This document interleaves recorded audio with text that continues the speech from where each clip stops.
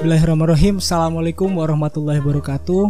Buat teman-teman yang baru saja bergabung di channel saya ucapkan selamat datang. Di video kita kali ini kita akan bahas salah satu beasiswa yang ada di Indonesia, yaitu beasiswa LPDP. Jadi LPDP sendiri adalah salah satu beasiswa yang dikelola oleh sebuah lembaga di bawah Kementerian Keuangan Republik Indonesia.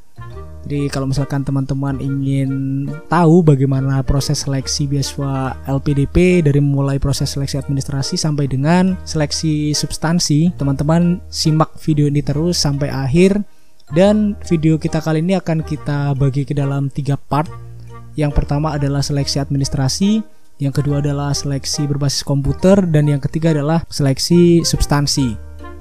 Di LPDP sendiri untuk tahun 2018 ada 3 seleksi yang sudah saya sebutkan tadi. Untuk perbedaan dari tahun sebelumnya, proses seleksi berbasis komputer memang baru ada di tahun 2018.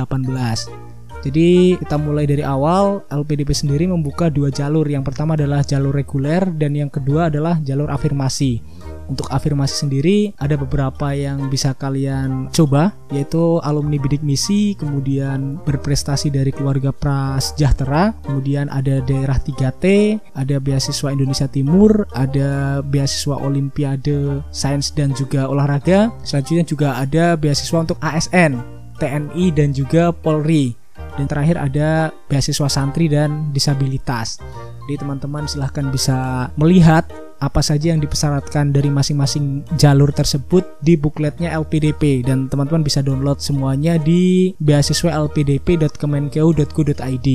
Dan di situ sudah lengkap semuanya. Tapi di sini kita akan coba kasih tips dan juga trik bagaimana bisa lolos pada masing-masing tahap seleksi. Silahkan teman-teman untuk bisa menyimak video ini secara penuh. Seleksi yang pertama adalah administrasi. Di situ prosesnya seperti apa? Teman-teman sendiri diminta untuk mengunggah file-file yang diminta atau yang dipersyaratkan oleh LPDP.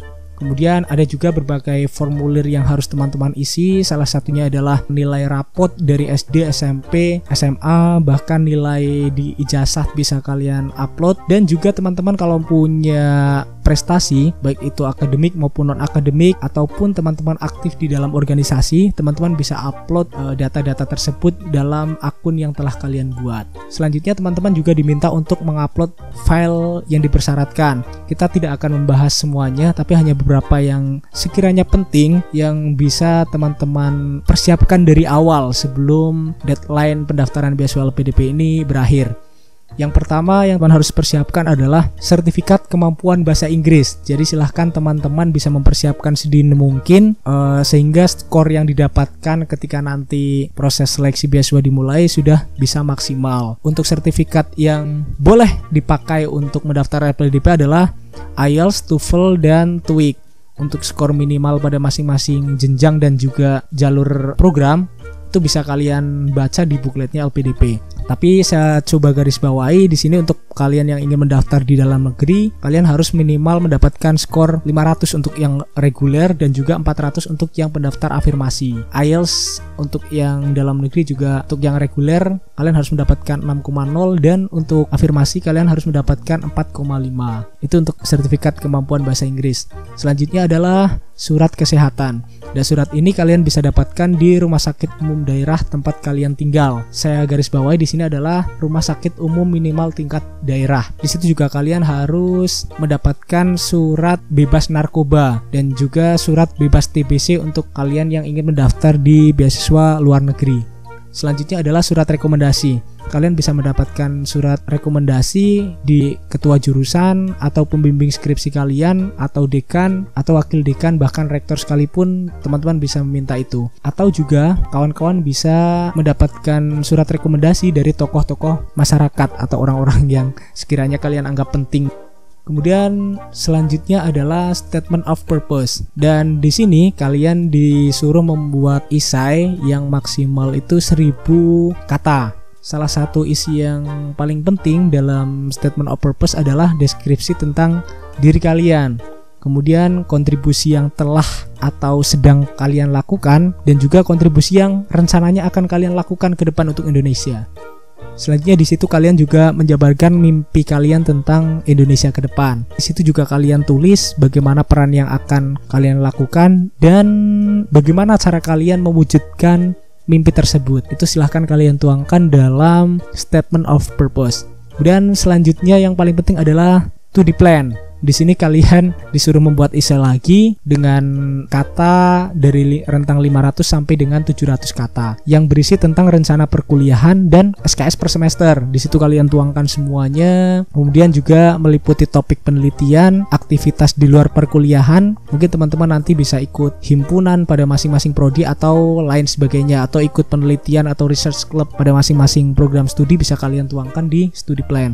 Kemudian yang terakhir di studi plan yang harus kalian cantumkan adalah silabus aktivitas perkuliahan yang mengeluarkan biaya di luar dari tanggungan LPDP. Semuanya formatnya sudah ada di buku panduan, jadi teman-teman tinggal menyesuaikan aja, seperti surat rekomendasi, kemudian surat pernyataan, dan juga surat izin atasan buat teman-teman yang sudah bekerja. Dan tips dari saya, jadi untuk seleksi administrasi sebenarnya saya yakin banyak sekali yang dapat lolos di seleksi ini, asalkan semua dokumen yang dipersyaratkan oleh LPDP ini kalian unggah semua, jangan sampai ada yang terbalik. Di situ juga ada foto KTP dan juga foto KK atau scan KTP atau scan KK, jangan sampai terbalik, yang harusnya form untuk KTP ternyata kalian unggah form KK. Dan ada satu kejadian juga buat teman-teman, ini sebagai pembelajaran buat kalian. Ternyata kemarin ada adik kelas saya yang mencoba mendaftar beasiswa santri, ternyata tidak mengupload file foto profil di dalam akun beasiswa LPDP, dan ternyata setelah diumumkan di website dia tidak lolos karena memang administrasi sendiri semua persyaratan yang harus diupload ya harus terpenuhi gitu. Jadi silahkan teman-teman cermati sebelum validasi atau finalisasi data, teman-teman harus memastikan apakah data yang saya unggah sudah benar atau ada yang terlewatkan. Dan itu adalah tips dan trik dari saya supaya kalian bisa lolos seleksi administrasi. Yang penting adalah kalian melengkapi semua berkas yang dipersyaratkan LPDP tanpa terkecuali, dan juga untuk masalah esai dan lain sebagainya, yang penting teman-teman buat sebaik mungkin dan serapi mungkin. Jangan sampai ada yang skor yang di bawah ketentuan dari LPDP. Salah satunya adalah TOEFL dan IPK. Baik, demikian untuk proses seleksi administrasi beasiswa LPDP. Tonton juga buat teman-teman yang ingin melihat bagaimana tips dan trik untuk bisa lolos seleksi berbasis komputer. Sampai jumpa di video selanjutnya.